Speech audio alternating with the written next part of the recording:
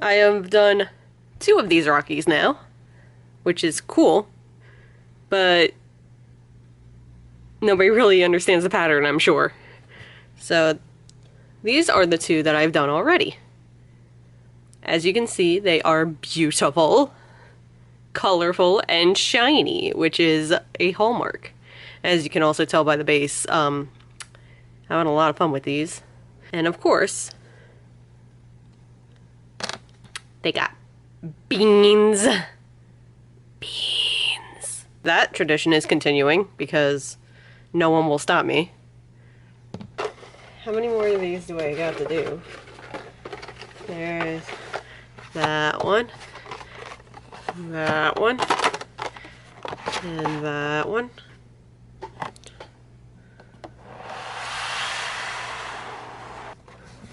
Yeah, we'll do this one.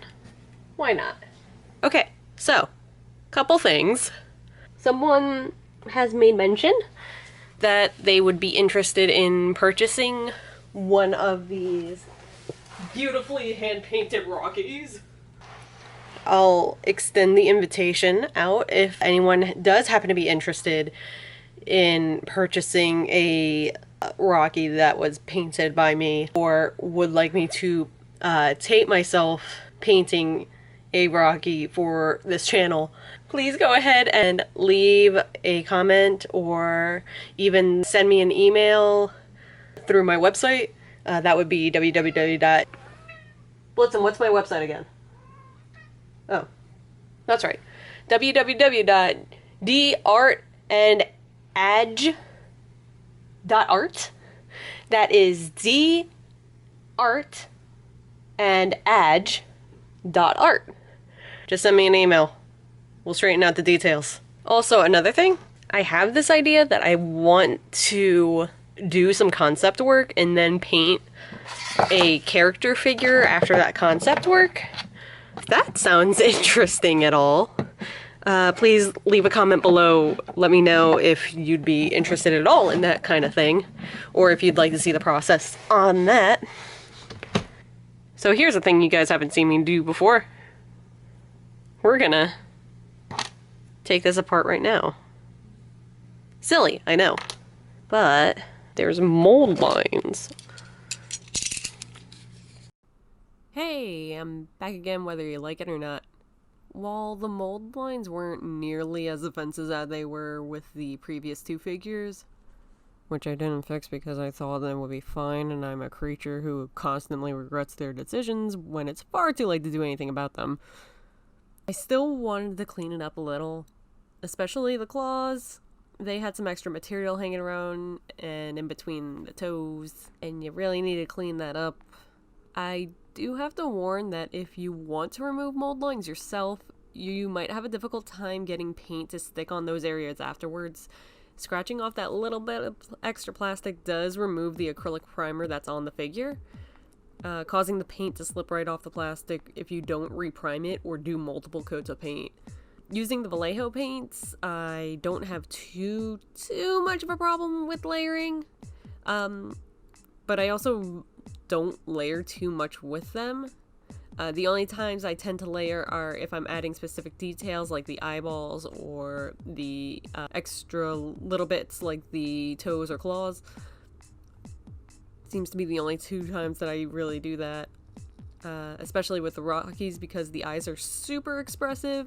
I tend to try to go back and forth to get some gradient in the eyeballs, but I've learned that it doesn't always work the best.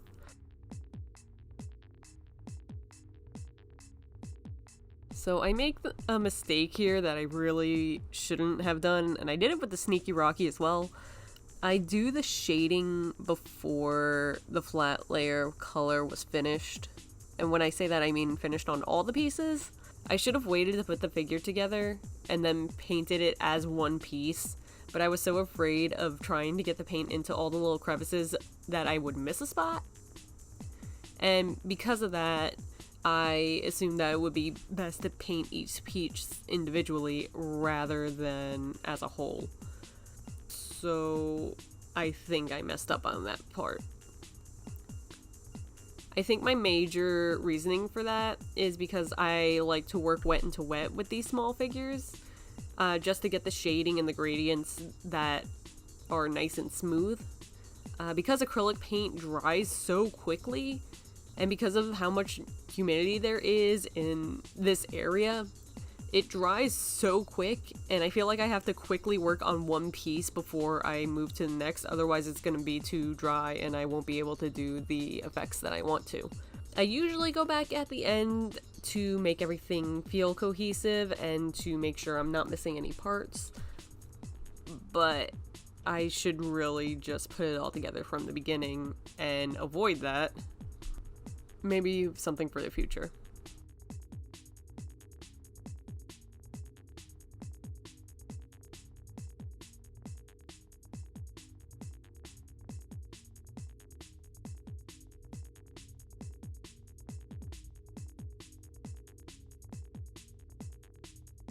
The chest threw me off a little bit.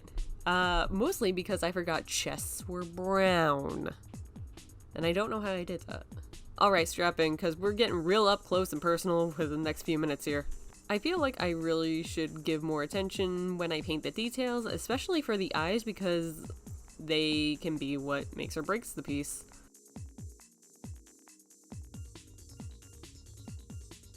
And oh my god, I move so much! Could just stop.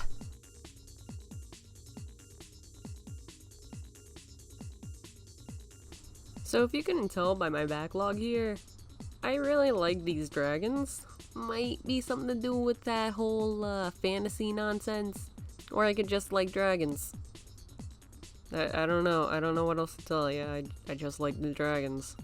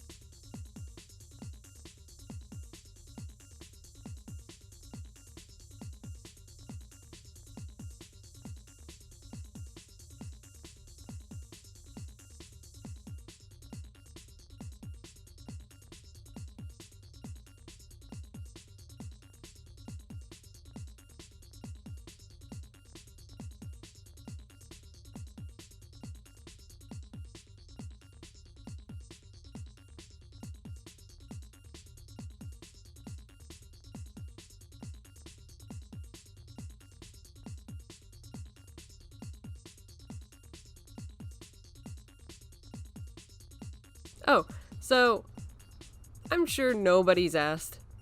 I'm still gonna answer this question anyway. The cat that you keep seeing at the end of the video with the orange paws, yeah, that's Blitzen. He's usually very talkative, and as you could hear in the beginning, he does not care what I'm doing. He will tell me what I am doing. So we're just gonna see orange kitty Pete's for a while? Yeah.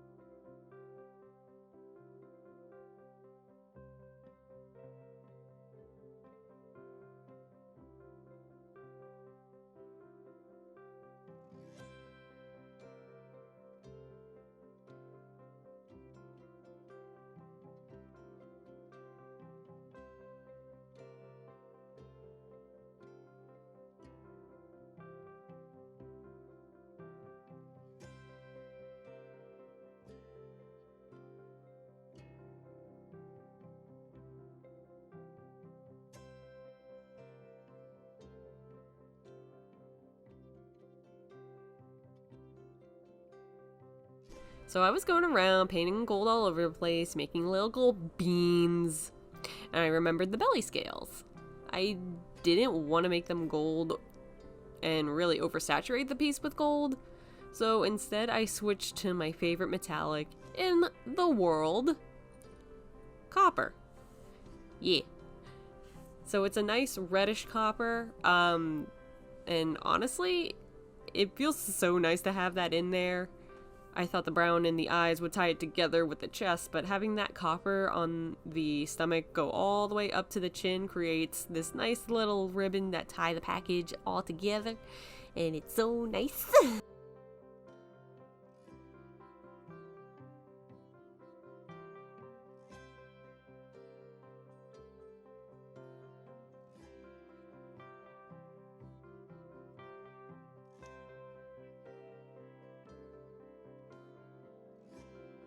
The final thing I did was add an accent color to the back scales to separate them from the rest of the yellow. I needed to break up the white and yellow on the back due to how close they were in hue. Because they're both lighter colors, I need something to introduce a darker hue in there as well, and really try to create a visual interest. And then I lied because there was more work I did. The base I had a metallic medium for, and I just kind of plopped that all over the smaller coins at the bottom, because we always need that extra shine.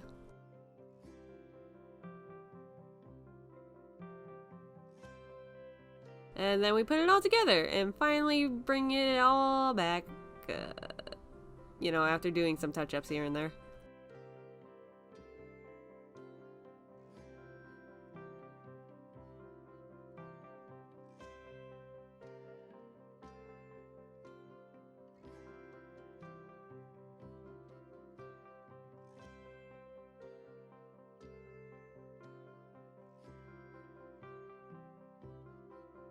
Psych! You didn't think I was gonna leave out color shift, did you? Nah, I have one of these for every occasion and I intend on using them when I can. And in this case, I am putting them on the areas that receive the most light and on the back scale plates.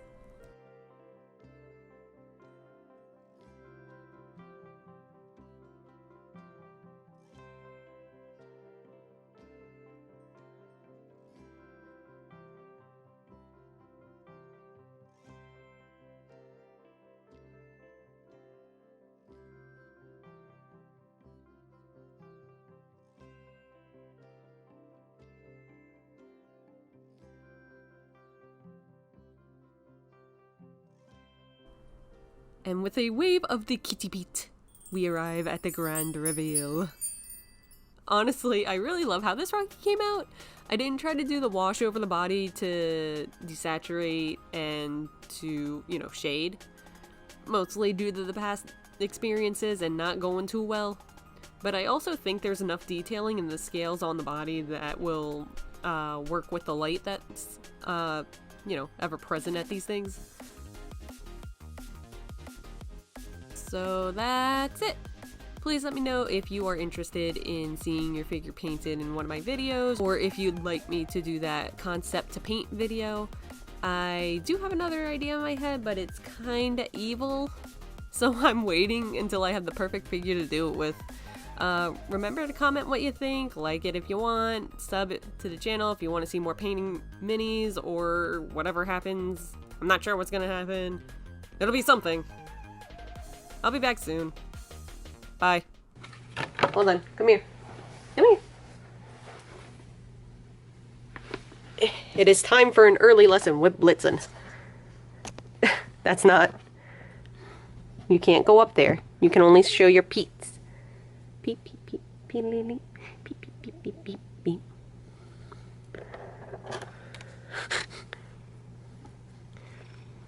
Are you a treasure boy? Are you the treasure boy? Do you have the treasure? What's that? Do you see?